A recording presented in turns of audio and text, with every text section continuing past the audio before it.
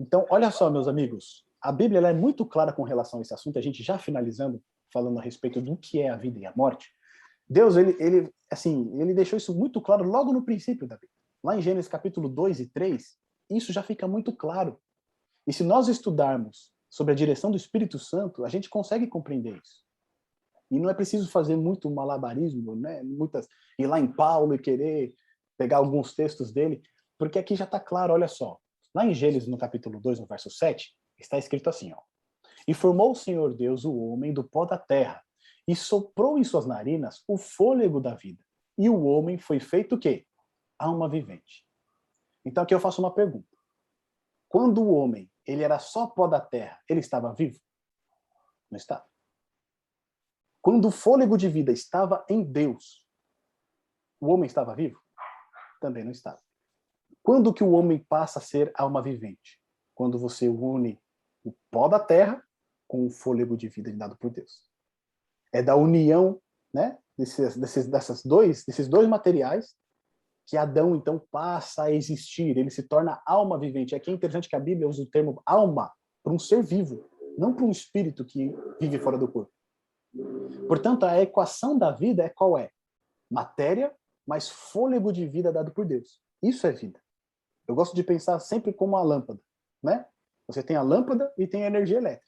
Se você tem só a lâmpada, você tem luz? Você não tem luz. Se você tem só energia elétrica, mas não tem a lâmpada no bocal, você tem luz? Também não. Então você precisa unir os dois para que tenha luz. Tá certo? E lá em Gênesis capítulo 3, verso 19, olha o que Deus diz para Adão depois do pecado, porque ele foi criado para viver eternamente. Tá certo?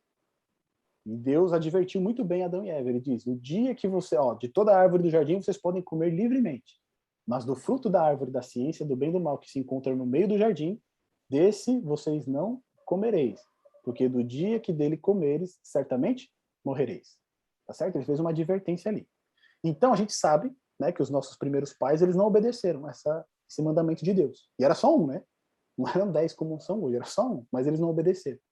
E por conta disso, olha o que recaiu sobre eles. Ó. Em Gênesis capítulo 3, verso 19, está escrito assim: "No suor do teu rosto comerás o teu pão, até que te tornes a terra." Opa, peraí que eu avancei aqui. "Porque dela foste tomado, porquanto és pó, e em pó te tornarás."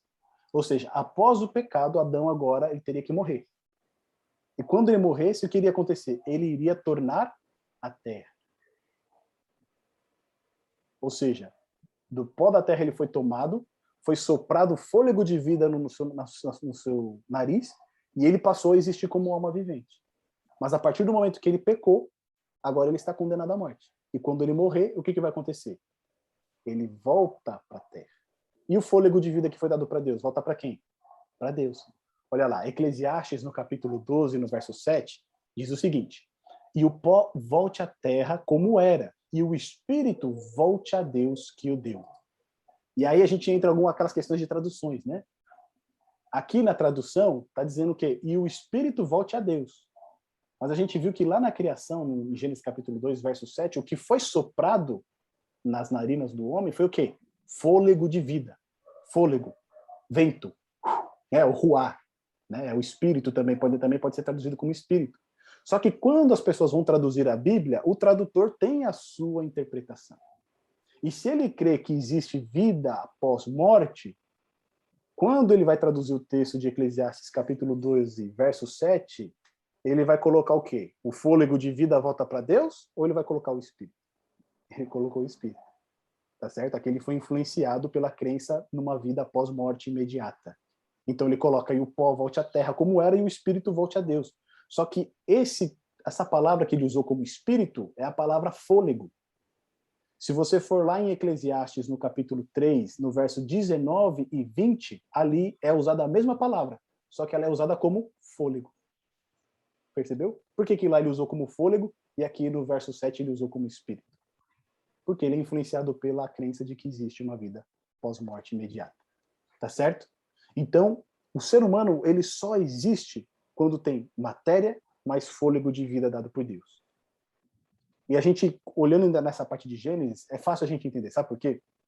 Deus disse que quando Adão e Eva comessem do fruto da árvore da ciência do bem e do mal que estavam no meio do jardim, certamente o quê? Eles iriam morrer.